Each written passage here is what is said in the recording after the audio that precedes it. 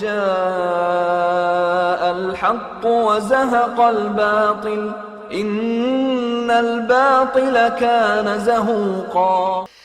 ہم رہیں یا نہ رہیں، ساری امت مسلمہ اللہ کے دین کے لیے مدد کرے یا نہ کرے، سورہ محمد صلی اللہ علیہ وسلم سورہ نمبر 47 کی آیت نمبر 7، آیت نمبر 7 میں، سورہ نمبر 47 میں اللہ نے کہا اے مسلمانوں اگر تم اللہ کی مدد کرو گے تو اللہ تمہاری مدد کریں گے اور تمہارے قدموں کو مضبوط جما دیں گے زمین کے اوپر.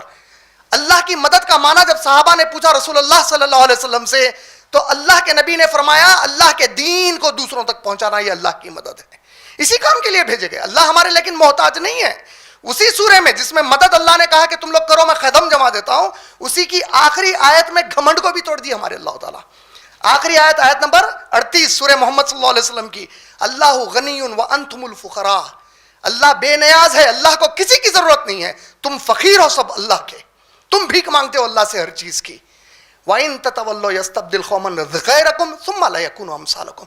تم لوگ اگر اپنے دین سے منہ موڑو گے اللہ تمہاری جگہ ایک قوم لائے گا اور وہ لوگ تمہاری طرح نہیں ہوں گے.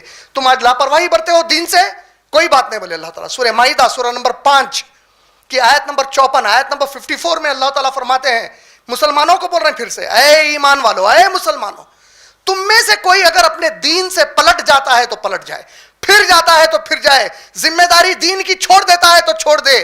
اللہ بہت سے ایسوں کو پیدا کریں گے جو اللہ سے محبت کرتے ہیں اور جن سے اللہ محبت کرتے ہیں.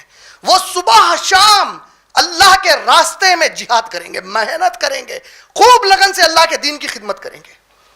یہ وہ لوگ ہیں جو اصل کامیاب ہو گئے اللہ کی نظر میں. اللہ تعالیٰ تو ہم میں سے اگر کوئی ذمہ داری سے منہ پھیر لے، اللہ کو ہم میں سے کسی کی ضرورت نہیں ہے، اللہ خود اس کی حفاظت کریں گے.